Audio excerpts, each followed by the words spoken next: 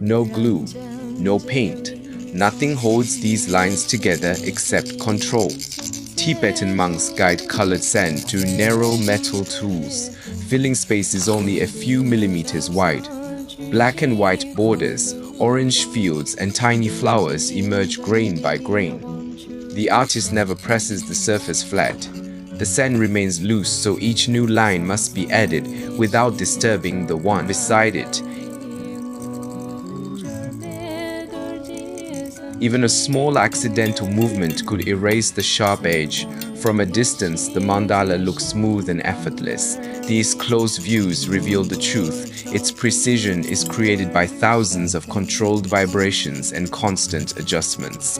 This is not simply an image made from sand, it is concentration made visible.